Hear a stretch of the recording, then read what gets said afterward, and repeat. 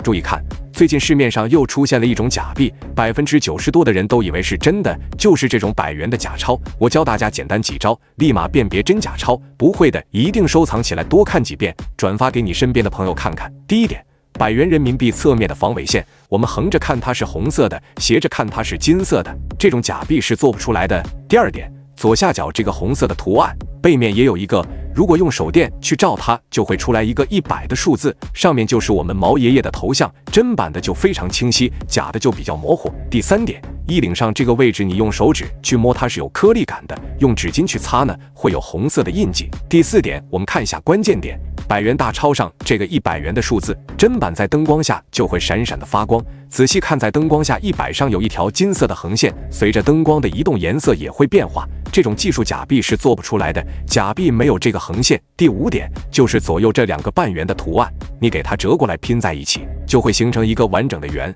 上下也各有一个半圆的图案，你把它对折到一起，也会拼成一个完整的圆，只要是能拼接在一起的，就是真的。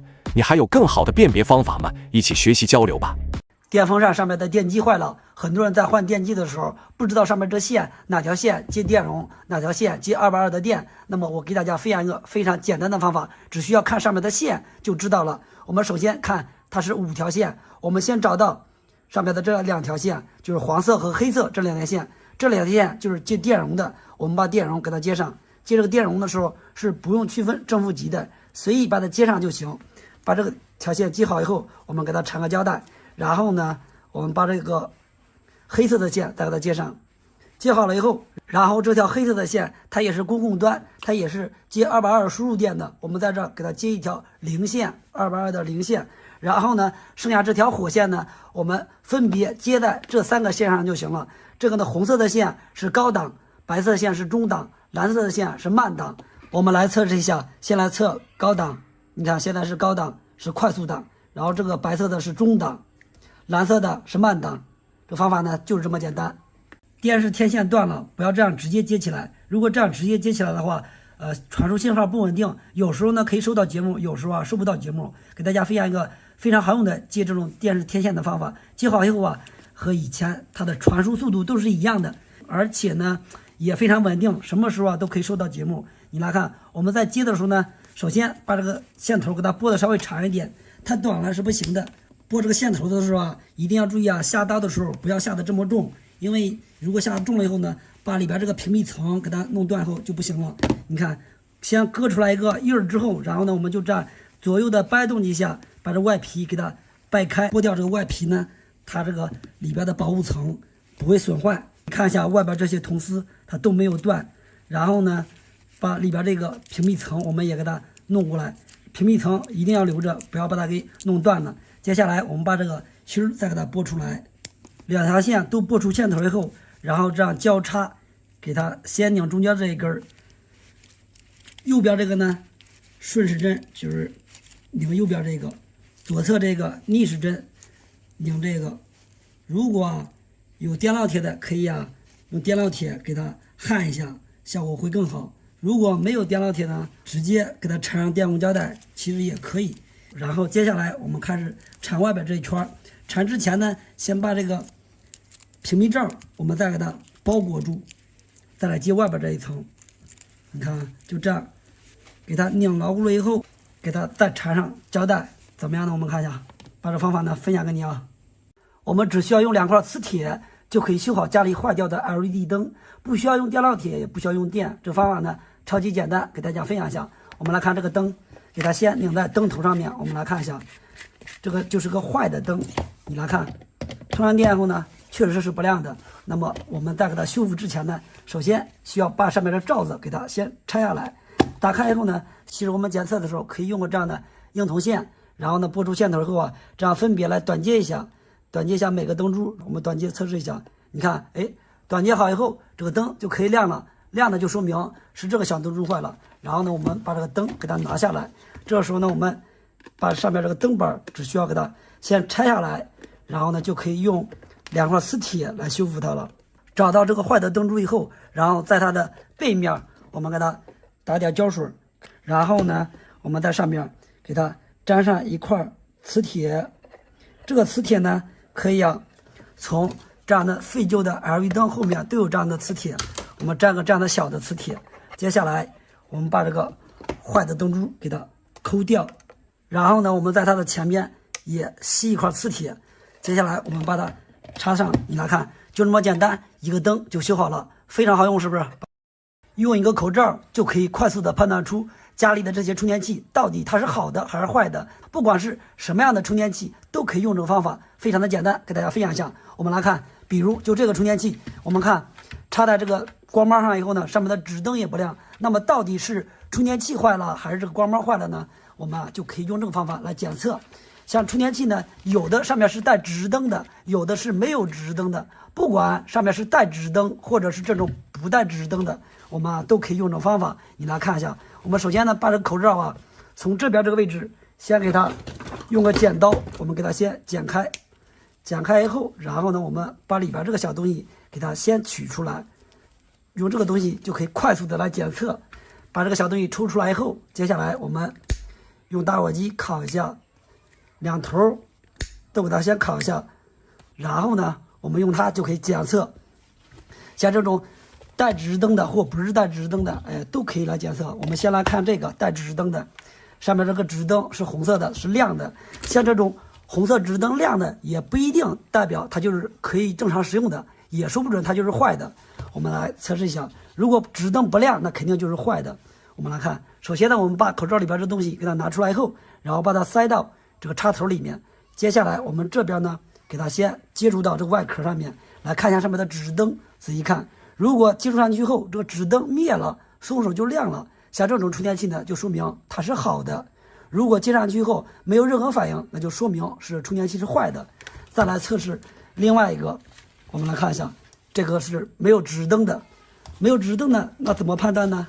其实方法也很简单，我们来看一下，还是把这个小东西啊，我们给它插入到这个里面，因为上面不带指示灯是没有办法观看的，是吧？这个时候呢，我们仔细看一下，给它先清除一下，看一下这上面有没有火花。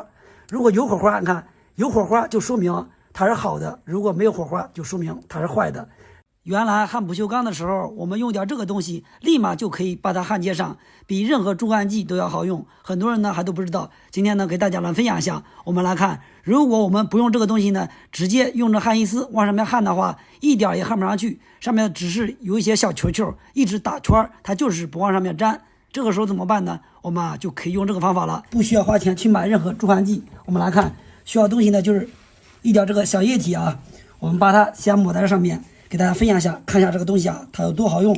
好用了以后，然后给大家分享一下这是什么东西。你看啊，把这个东西给它抹在需要焊接的这东西上以后，然后呢，接下来我们呢就开始往上面上焊锡，来看一下这个效果啊。你来看，仔细瞅，你看，立马很轻松就可以把焊锡焊上了。你看，原来焊锡都是个小球小球的，我们这样呢，直接就可以把它焊上了。你看，把这个焊锡再弄过来，你来看。我们只需要把烙铁往上面一压，你看，现在很轻松就把它焊上了，是不是？然后呢，我们把这个铁丝再焊上，来看一下这个效果。先蘸点这个东西，然后再来焊接。你看啊，你看，焊个铁丝也是完全没问题的。已经凉了，我们看一下，铁丝也可以轻松的把它焊上去，非常不错，是不是？这个东西呢，就是家里经常使用的洁色液。今天才发现，原来废旧的打火机，我们用锤子把它砸烂以后，它还有两个特殊功能。很多邻居看到以后啊，都抢着用，也都说非常好用。所以说呢，我来给大家分享一下。你来看，我们就这样，先把这个打火机给它砸烂了以后，然后呢，我们把里边这两个东西取出来。这个呢，就是一个小铁片，一个里边的电打火，特别是这电打火用处最多。我们先看一下这个小铁片它有什么用，然后呢再分享一下电打火它的用处。像这个小铁片呢，平时啊我们在家里电水壶或者插排坏了，我们在维修的时候遇到这种 H 型的螺丝，没有专用的螺丝刀，那怎么把它拆下来呢？其实我们就可以用这个小铁片，你来看，放上去以后正好卡住螺丝，这样呢你来看就可以很轻松的把这个螺丝给它拧下来。如果用手拧不动的话，我们可以用个钳子夹住它，然后呢也可以快速的把这螺丝拧下来。用这方法呢，不仅可以拆这种螺丝，而且也可以安装这种螺丝。我们再来看一下这个电打火，其实它的功能就更厉害了。邻居们看到以后呢，都抢着用。首先呢，先找两条电线，然后呢用打火机给它烤一下，先剥掉外皮，然后把它拧在这个电打火下边这个金属部分上面，给它就这样拧牢固了以后，接下来把另外一条线呢也给它先拨出线头，还有这个蓝色的这个线也拨一下，这样呢也是把这两条线给它接好了以后，然后呢用电工胶带给它缠一下，缠好了以后，然后这个电打火下边这一部分呢也需要用电工胶带给它缠一下，缠完以后我们按压的时候测试一下，你来看这样一按上面就会出现火花。平时家里的燃气灶如果打不着火了，我们用它呢就可以快速的打着火，你来看非常方便，使用的时候也非常安全。这个呢就是废旧打火机两个特殊妙用。电动车充满电以后非常不耐用，掉电特别快，那么到底是电动车出现了问题呢，还是电瓶坏了？给大家分享一个非常好用的一个土办法，不需要用专业工具就能快速的检测到底是不是哪块电瓶坏了。这个方法呢非常简单，我们呢就是用一个这样的电螺丝就可以了。我们在检测电瓶之前，首先呢先来测量一下它的电压，看一下都是多少伏。看一下第一个是 12.47， 第二块 12.73， 第三块 12.87， 第四块 12.85， 电压几乎差不多。然后呢我们接下来需要把这个电螺丝我们给它接在电瓶上面，给它接上以后，然后呢先让它放电，接下来这个时候呢我们接着再来测量一遍，看一下它放电，看一下哪块电瓶掉电掉的特别厉害。现在这个是 12.15， 12.41， 12.44， 12.40。 第一块电瓶电压最低，电压最低也就是说明它放电放得最快，也就是说明是这块电瓶坏了。我们在检测的时候，只要发现哪一块电瓶它的电压比其他的电压低的很多，那么就说明是这块电瓶坏了。这个方法呢非常实用把它分享给你。家里的钟表又没有电了，一年需要换很多次电池，总是换电池实在是太麻烦了。给大家分享一个非常好用的方法，让家里的钟表以后再也不用换电池了。这个改装方法呢非常简单，我们呢只需要先把上面这个电池给它先拿下来，然后呢我们只需要在这个钟表放电池的这个位置呢给它接上一个手机充电器就可以了。这样呢以后家里再也不需要换电池了。我们来看，把这个手机充电器小头这边呢我们给它剪掉以后，这个里边呢是有4条线，我们只留下黑色和红色这2条就行了，只需要呢稍加改造一下就可以了。我们来看一下需要的东西呢非常简单，我们呢就找一个这样的小灯珠，可以从一个报废的电动车充电器上面或者其他的上面拆一个这样的小灯珠就可以了。我们把这个小灯珠给它接在这条红色的线上面，你来看非常简单，这个方法就这样直接给它缠上就行了。接下来我们在灯珠的这一侧呢给它结上一个小夹子，这样呢我们在使用的时候会更加的方便。你看只需要在这边串联一个小灯珠，就可以让这个充电器，我们都知道充电器都是5伏的电压，这个电池呢是 1.5 伏的，我们只要给它串联一个灯珠，就可以让它的电压变成 1.5 伏左右，这样呢这个小灯珠就可以起到一个限流降压的作用。我们看一下，就这样接好了以后，然后呢我们把这个红色的夹子把它夹在这个钟表的正极上面，然后这边的黑头呢我们再接一个黑色的夹子，我们把它接上，接上了以后，然后呢我们看就这么简单就可以了。我们把这条黑色的线给它接在钟表的负极上面，你看就这样接好了以后，然后呢我们把手机充电器插在电源上面，我们来看一下，插上以后这个小灯珠就亮了，它亮了以后呢就会把它的5伏的电压降成 1.5 伏左右，这样呢钟表就可以正常使用了。我们来看一下，经过这样改装以后，家里的钟表再也不需要换电池了。这个方法呢非常的好用，把它分享给你，感谢大家观看。在遥控器上面接上2条线，还有一个非常好用的功能，解决了很多家家户户的难题。这个方法呢非常好用，给大家来分享一下。我们先把这个遥控器后边的盖子打开，然后呢我们接线的时候呢把电池拿下来一截，把这条线呢我们直接这样折叠一下，给它挂在这个弹簧上面。我们来看，只需要接两条线，这条线给它接好以后，接下来我们把另外一条线接在这个电池上面，遥控器上面接一条，电池上面接一条，把这条线呢，我们可以用个胶带给它粘上，固定一下，就这么简单。你来看，把这两条线就这样接好了以后，接下来我们来看一下，先测试，把这两条线给它接在一起，你看一下遥控器上面的字就有了，就有反应了，是不是？我们用这个功能可以做什么呢？像平时家里的电器不通电了，一般都是上面的电源线断了，或者是家里的电饭锅不通电了，那么怎么检查这条线好坏呢？还有就是家里的电水壶怎么检测开锅好坏或者耦合器的好坏呢？我们就可以用这个方法来检测了。我们先来检测这个充电器，像充电器不通电了，或者充电的时候不变绿灯了，一般都是上面的线坏了。我们来检测的时候啊，你来看，只要呢把这条线接在插头上面，另外一条线呢我们给它分别接在这个上面来测试一下。如果这样测试上边遥控器上面有这个字显示，就说明这条线它是通的。再来测另外一条，如果不显示呢，就说明这个线它是断的。这个方法呢比腕表还好用，很多人呢也没有腕表，是吧？而且呢它还可以测量开关。你来看，我们把这开关给它先打到开的位置，然后呢来检测，上面只要有字就说明这开关是好的，如果没有字呢就说明这开关它就是坏的。用这个方法呢非常好用啊，把它分享给你，感谢大家观看。在电钻上面插上一根钢丝，它居然还有这么厉害的一个功能，邻居们看到后啊都抢着用。这个功能啊家家户户都能用得到，因为非常好用，所以说呢给大家来分享一下。我们来看，首先我们把这钢丝在插到电钻之前，我们需要给它做一下处理。先把这钢丝这一头呢，我们先用个钳子，你来看，先给它折叠两下。我们来看，这样给它先折叠一下，折叠完了之后，然后用钳子给它捏紧，这头呢再给它折过来。我们看折成这个样子，接下来然后我们把钢丝另外一头，这头呢我们用钳子这样给它折叠一下。你看这样给它先窝一个钩子，窝成这样钩子以后，然后上头呢给它往上掰一下，掰成这样往上稍微翘一点的感觉。弄成这样以后，接下来我们把这头给它塞到电钻上面，这样经过这样处理完以后，我们手电钻就可以牢牢的把这钢丝给它夹得更紧，钢丝不容易转圈，就这么简单，一个非常好用的工具就制作好了。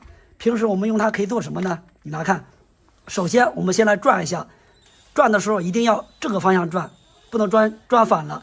然后呢，平时啊像家里的下水道如果堵了或者马桶堵了，我们用它就可以快速的清理里边的垃圾，不管这个管是直的还是弯的，我们都可以快速的把里边的脏东西给它清理出来。我们看这样一边转，然后一边把它塞进去，然后呢我们塞完以后这样一转，你来看里边的脏东西立马就出来了，是不是？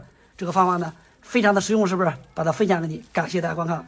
角膜机上的切割片很多人都安装反了，当安装反以后呢，在使用的时候很容易出现这种炸片爆片，这样呢是非常危险的。那么角膜机上的切割片我们应该如何安装呢？有些人说需要这样安装，有些人说是这样安装，到底是怎么安装呢？我来给大家分享一下它的正确安装方法。首先呢，我们先把这个爆片的这个给它先拆下来，然后我们呢就是先用一个这样的抛光片来做个对比，大家就明白了。你来看这个抛光片，平时呢安装的时候，如果我们你看啊，这个片和片之间啊两面，首先看一下，无论是哪一种，都是一侧是有这个金属片的，另外一边是没有的。在安装的时候呢，我们来看，如果我们把这个抛光片把这个金属片朝下安装的话，这样呢在拧上这个帽的时候是根本没有办法使用的。它这个正确安装方法呢是这个金属片朝上，这样安装起来是正合适的。那么我们就可以以这个为参考，就是安装的时候啊，我们也可以啊，就是这个金属片让它朝上，是吧？是这样安装起来的，这样是正确的安装方法。然后呢，它还有另外一个好处呢，就是当我们这个角膜机使用完以后，或者是炸片爆完片以后，这个帽根本拧不下来。那么我们把这个片朝上的时候啊，再拧的时候，这个螺帽呢就不会拧到这个卡到这个里面了。在换这个片的时候，很容易把这个片给它拆出来。这个呢就是切割片它的正确安装方法。很多人呢说有的时候是这样安装的，这样安装呢，当把这个帽给它拧紧了以后，就容易卡到里面，不容易拆卸。所以说我个人观点啊，就使用的时候是这个金属片是朝上使用的，它呢正好是起到一个安全垫片的作用。无论你把这个丝拧得再紧，这个丝呢它也不会卡到这个漆黑片里面。所以说这样是正确的安装方法。大家呢如果还有不同看法的，可以在评论区我们一起共同交流学习一下。苹果手机密码锁住了怎么办呢？你看这个手机就是忘记密码了，输的次数多了以后呢，就成这样了，显示 iPhone 不可用，根本没有办法使用了。那么这个视频呢，就教给大家怎么自己在家就可以轻松的解决，而且呢，这方法操作起来还特别简单，给大家呢来分享一下。我们首先呢，需要在家里准备一台电脑，然后呢，在电脑上下载一个 S 助手，然后呢，把这个软件给它打开。接下来呢，需要用到一条手机充电线，一头插在电脑上面，另外一头呢，把它插在手机上面。这样插上去以后，接下来呢，我们把这个手机按下音量加，再按下音量键，接着按下开机键，不要松手，5秒钟以后，然后再松手。这时呢，再按下音量减键和开机键，同时按住，不要松手。这个时候电脑上就会进入到一个 DFU 模式。我们进到这个刷机模式，进来了之后呢，然后我们现在去刷机界面，到这儿以后呢，可以显示一个可刷机的版本，这个就是 16.76。我们把这个刷机固件给它下载下来。等下载完以后呢，接下来我们就开始要进行刷机了。刷机模式呢分为4种，第一种呢是保留用户资料，第二种是常规快速刷机，第三种就是防数据，第四种就是修复。我们呢主要用第二种，然后点击刷机，接下来就会跳出另外一个界面。在这儿呢，我们只需要点下确认刷机，就可以正常刷机了。刷机的过程中呢，这边会显示刷机百分比，现在是4%，然后刷机过程大约需要15分钟。这个时候呢，不需要任何操作电脑，也不要操作手机，就这样一直耐心的等待它刷完机就可以了。刷机的过程中，手机的屏幕上也会显示出一个进度条，等这进度条走完了以后，手机呢就会重启。你来看，现在呢显示刷机成功，手机呢也开机了。这个时候呢，我们只需要把手机给它激活一下，设置一下就可以了。你来看，就这么简单，一台手机的密码没有了，是不是？这方法呢非常好用，把它分享给你。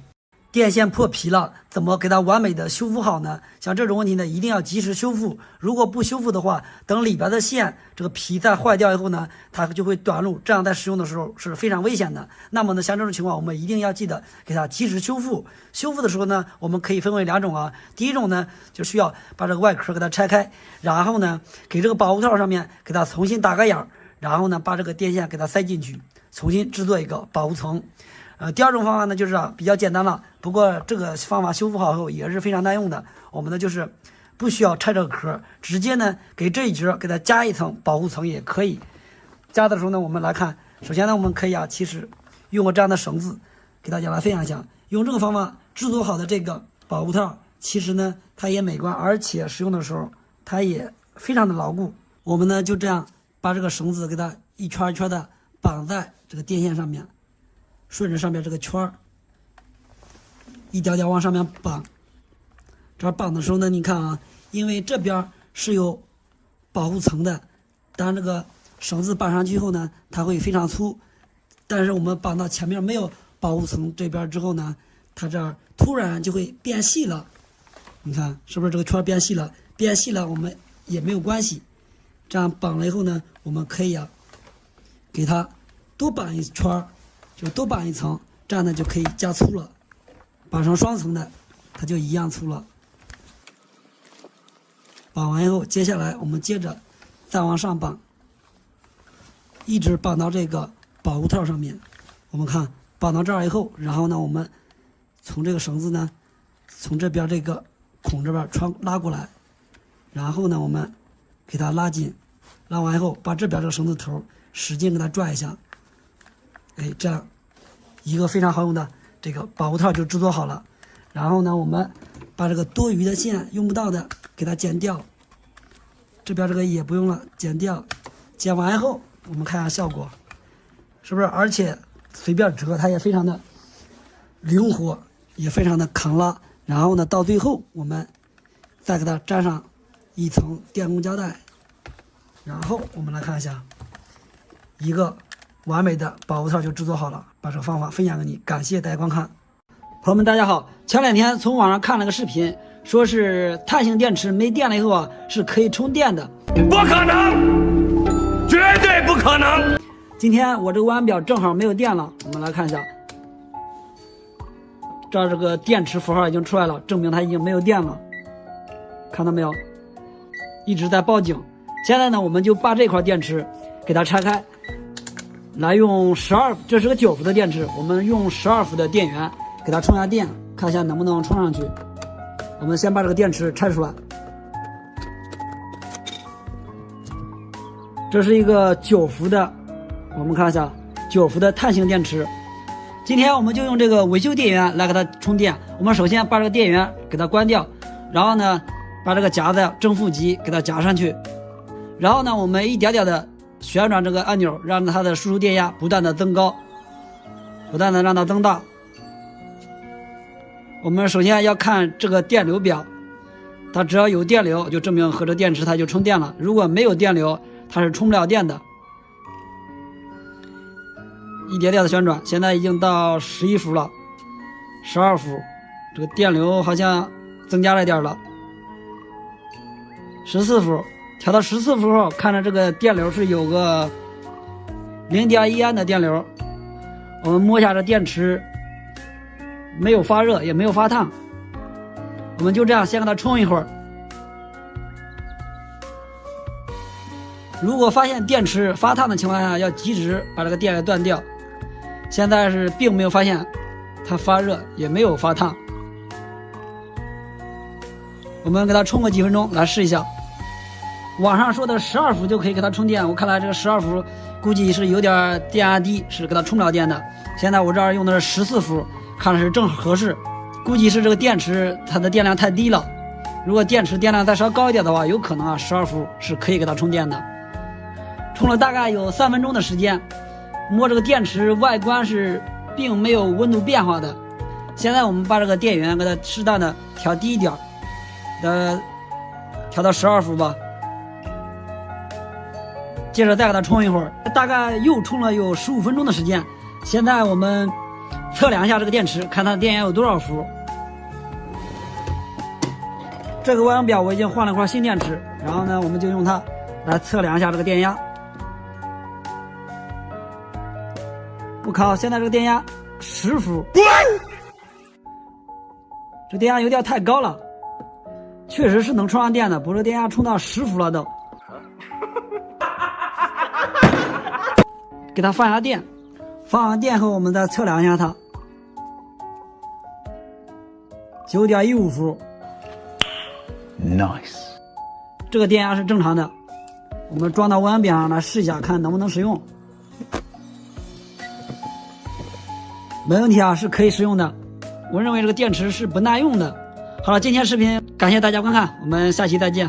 家里有这种报废的电水壶，千万不要扔掉了，也不要当做废品给卖掉。其实这个里面还有个值钱的宝贝，就是这个小铝片。这个小铝片它还有一个特殊的功能，很多人都不知道，给大家来分享一下，看一下它到底啊有多好用。像这个小铝片呢，我们把它拆开以后啊，它的使用价值其实呢要比一个废旧的电水壶价值高得多了。因为这个废旧电水壶你卖了呢也卖不了多少钱。我们看一下这个东西它到底啊有多好用。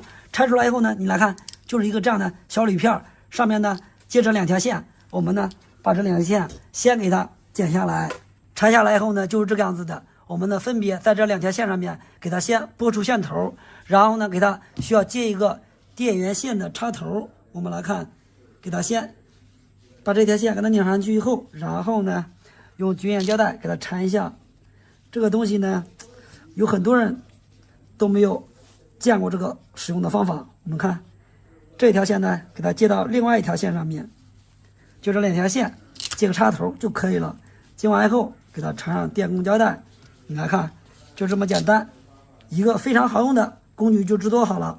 你来看这个小东西呢就是一个保温片，它具有一个恒温发热的作用，而且呢它的功率非常小，也非常省电。我们用它可以做什么呢？你看啊，像平时家里的 LED 灯坏了以后呢，我们都是直接短接起来，但是呢短接起来的灯啊非常不耐用，用几天就又坏了。所以说我们用它来修灯，可以啊更换灯珠，非常好用。用这方法修好这个灯啊，用好几年也不会坏。你来看使用的时候呢，我们就是把这个保温片给它先放在一块砖上面，然后呢用个东西给它压住固定一下。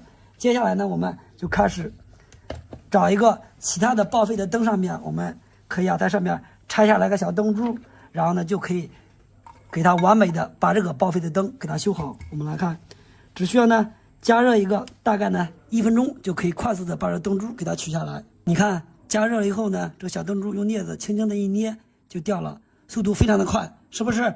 然后呢我们按照同样的方法把这个小灯珠再给它安装到这个灯泡上，就可以快速的修灯了。这个方法呢非常的好用，是吧？把它分享给你，感谢大家观看。电水壶坏了以后啊，不一定非要换配件才能把它修好。比如就这个电水壶，你来看，把这开关给它按下去以后呢，上面的指灯不亮，然后呢它也不通电，不能加热。给大家分享一下啊，不管是什么样的电水壶，有很多种啊，我们不用换配件也能把它修好。比如就这个比较高档一点的电水壶，你来看，它这个耦合器和开关是一个整体的，不管是一个整体的还是分开的这种，其实耦合器分的种类比较多。如果我们单独买的话，也是不容易买到的啊，一模一样的不好买。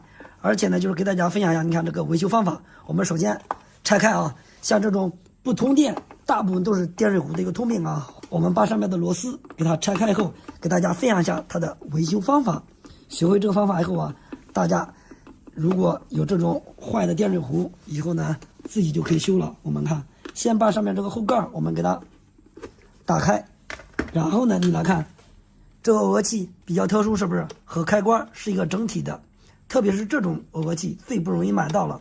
那么耦合器它都有一个通病，它的问题呢就是啊，仔细看里边的触点，就这两侧的触点，用的时间长了以后呢，一般都会出现氧化发黑。我们呢把这耦合器给它拆下来，给大家分享一下它的解决方法。拆下来以后呢，我们来看上面的这两个触点已经明显氧化发黑了，是不是？遇到这种发黑的呢，我们只需要用个镊子把它插入到这两个触点的中间，给它上面这个氧化层给它刮一刮，都给它刮干净。我们看就这样把这边给它都刮完了以后，接下来我们再来看另外一侧，还有两个触点，就在这个地方，你来看，这也是两个触点，明显也已经发黑了，是不是？我们也需要都给它清理一下，把上面的氧化层都给它清理干净。安装好以后呢，我们打开开关来测量一下这两个，你来听，可以导通是吧？可以导通的就说明啊，这个电水壶已经给它修复好了。这个方法呢非常的简单又好用啊，把它分享给你。今天就给客户安装一套投影机，费用是3万块钱，大家一起跟我来看一下值不值。这是一个高档小区，这个小楼呢一共是4层，我们去3楼安装。这一台是个几米小方盒的投影机，然后这是一个点歌机，带话筒的，音响是 JBL 5.1音响，功放也是 JBL 的。开始先安装投影机，这个是投影机的吊架，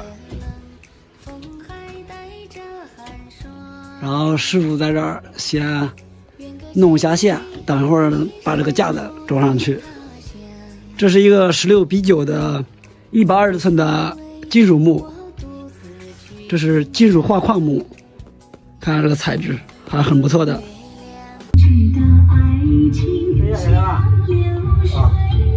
拉回来的。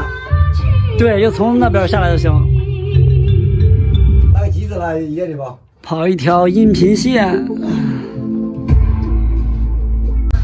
，4个 HDMI 接口，一个是输出，4个输入，它连的设备还挺多的。这个功放，目前这个连接的是点歌机，然后这个是连接的是投影机，下边这是5个环绕小音响，这个连接的是低音炮。你这样点歌？是这样，这样子。对呀。那也可以了。本来是往桌面上放的，现在给它挂墙上。挂墙它不能挂，它后边没有架子，还是得弄个托板把它给托起来。我搞个那个支架了，搞个支架，这块板子放在上面似的。锯块板锯个啥板？咱那个板一定好看呀。那肯定，你随便搞的搞块板都给你做成灰色的，赶快搞过来就。或者就直接弄个那架子拖到这儿完了。拖到这儿。对，拖到这儿就行。当然是可以吧。你这个件儿，你问问看哪儿有？我觉得有卖的。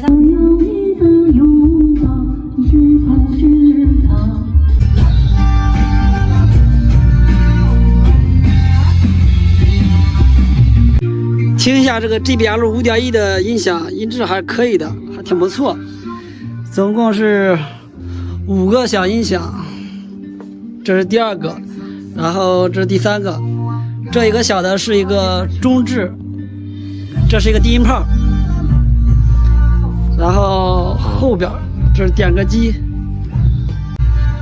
，5.1功放。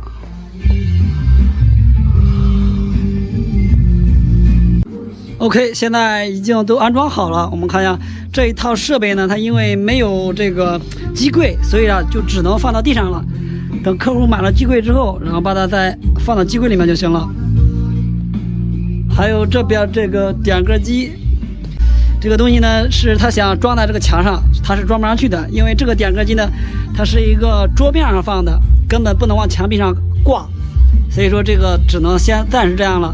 到时候呢，自己准备一个小桌子，或者是自己焊一个小台子放上面就行了。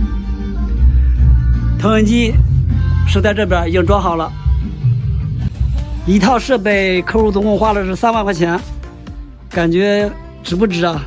朋友们可以看一下。好了，视频感谢大家观看，我们下期再见。